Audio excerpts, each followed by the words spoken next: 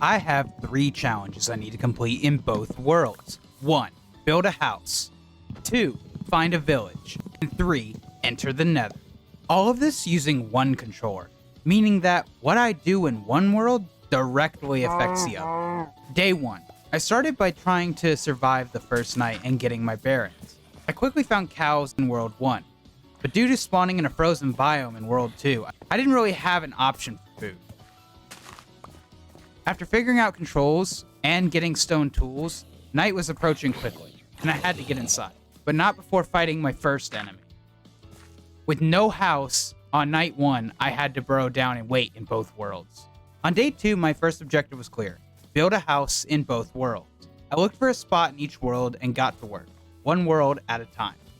Then, a full golden zombie spawned. What is this? It's day 2! I got some cool leggings out of it though, that I forgot to put on till later.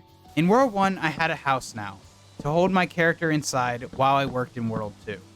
World 2 decided to make things harder for me, by spawning a drowned enemy with an axe. It felt like both of the worlds were out to get me. Nevertheless, I managed to complete World's 2 house, which ended day 2 and completed the first of the 3 challenges. Day 3 started with the zombies spawning outside my house, and since it was raining, I had to deal with it myself. In World 2, I still had not dealt with my food issue, so I went to fix that. On the way, I found a zombie trying to kill a baby turtle. I mean, come on, it's a baby turtle. I can't let that slide. Finally, I found food in World 2, and it was now time to look for villages. Luckily, a village was nearby in World 2, and I only had to worry about World 1. I put myself in a house and focused on World 1. On the way, I spotted a saving grace for this challenge in World 1. A ruined portal. Behind that was a village. Now, finding a village was complete in both worlds, and the last challenge was to enter the Nether. This one was going to take some time. I needed iron for 2 buckets and a flint and steel. Thankfully, these iron golems could provide, and I managed to collect everything I needed. Night fell, and it was on to day 4. On day 4, I got to the portal and started fixing the missing obsidian. However, I needed more stone in World 1 to make a better pick first. Then I randomly got set on fire. Initially very confused, I later realized I was still holding my flint and steel on my hotbar while messing with the other world. Oops. I got through most of the portal on day 4, and it was time to move on to day 5.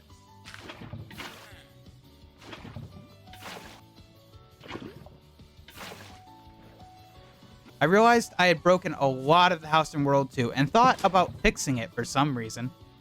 In the process, I almost ended the challenge with a lava bucket. You think I would have learned from the first flint and steel situation, but no, the brain cell of a turnip.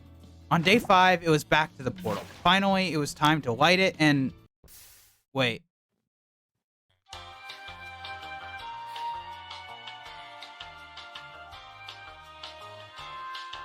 Okay, so I didn't know that crying obsidian does absolutely nothing. Luckily, I had found a few obsidian earlier in a blacksmith chest, so I was able to replace it. I lit the portal, and World 1 was done.